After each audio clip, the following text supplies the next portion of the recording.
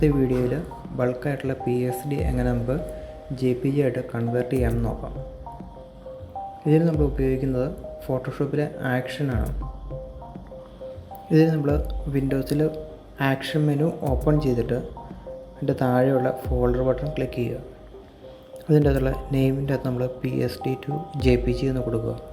Folder ബട്ടൻ്റെ അടുത്തുള്ള plus button നമുക്ക് click ചെയ്യുക. അപ്പോൾ നമുക്ക് പുതിയൊരു ആക്ഷൻ കിട്ടും. ഈ ആക്ഷൻ നമുക്ക് PSD to JPG എന്ന് കൊടുക്കാം.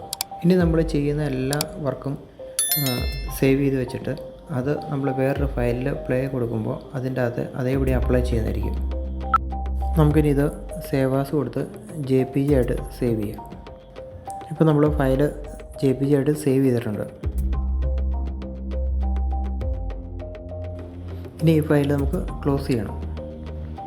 ഇനി നമുക്ക് സ്റ്റോപ്പ് ബട്ടൺ ക്ലിക്ക് ചെയ്തിട്ട് ഈ ആക്ഷൻ സ്റ്റോപ്പ് ചെയ്യാം. ഇനി നമ്മൾ ഈ ആക്ഷൻ ഏത് ഫയലിൽ സെലക്ട് ചെയ്തിട്ട് ക്ലിക്ക് ചെയ്താലും ഫുള്ളായിട്ട് ഈ ആക്ഷനുകളെല്ലാം സേവ് ആകും. നമുക്കിവിടെ കുറച്ച് ഫയൽ ഓപ്പൺ ചെയ്തിട്ട് സേവ് ചെയ്ത് നോക്കാം. നമ്മളിപ്പോൾ ഇവിടെ PSD to JPG എന്ന് പറഞ്ഞ ആക്ഷനിൽ ക്ലിക്ക് ചെയ്തിട്ട് താഴത്തെ പ്ലേ ബട്ടണിൽ സെലക്ട് ചെയ്യുമ്പോൾ ഓരോ ഫയലായിട്ട് നമുക്ക് ക്ലോസ് ആയി പോകുന്നത് നമുക്ക് കാണാം. ഇനി നമുക്ക് ആ ഫോൾഡർ ഓപ്പൺ ചെയ്ത് നോക്കാം. ഇപ്പോൾ ഇവിടെ എല്ലാ ഫയലിൻ്റെയും JPG ഫയൽ അതിൻ്റെ അകത്ത് സേവ് അയക്കുന്നത് നമുക്ക് കാണാൻ പറ്റും. ഇതിപ്പോൾ 5-6 ഫയലുള്ളപ്പോഴേ നമുക്ക് ഇങ്ങനെ ചെയ്യാം. ഓപ്പൺ ചെയ്തിട്ട് സേവ് ചെയ്ത് എടുക്കാൻ പറ്റുള്ളൂ. ഒരുപാട് ഫയലുകളുണ്ടെങ്കിൽ നമുക്ക് വേറൊരു മെത്തേഡ് ഉപയോഗിക്കാം. ഫയലിൽ ഓട്ടോമേറ്റിൻ്റെ അകത്ത് ബാച്ച് സെലക്ട് ചെയ്തു.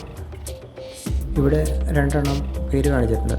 നമുക്കവിടെ സെറ്റ് എന്നുള്ളിടത്ത് നമ്മൾ ആ ഫോൾഡറിന് കൊടുത്ത പേരും ആക്ഷൻ എന്നുള്ളിടത്ത് ആക്ഷന് കൊടുത്ത പേരുമാണ് കൊടുക്കേണ്ടത്. നമ്മളിവിടെ രണ്ടിനും PSD to JPG കൊടുത്തേക്കുന്നുണ്ട്. അത് തന്നെ സെലക്ട് ചെയ്യാം. നമുക്കിനി ഇവിടെ സോഴ്സ് ഫോൾഡർ സെലക്ട് ചെയ്ത് കൊടുക്കണം. ഏത് ഫോൾഡറിലുള്ള ഫയലുകളാണ് നമുക്ക് PSDന്ന് JPG ആക്കേണ്ടതെന്നുള്ളത് ആ ഫോൾഡർ നമുക്ക് പറഞ്ഞു കൊടുക്കണം. ഇവിടെ ചൂസ് സെലക്ട് ചെയ്തിട്ട് നമുക്ക് PSD ഉള്ള ഫോൾഡർ സെലക്ട് ചെയ്ത് കൊടുക്കാം.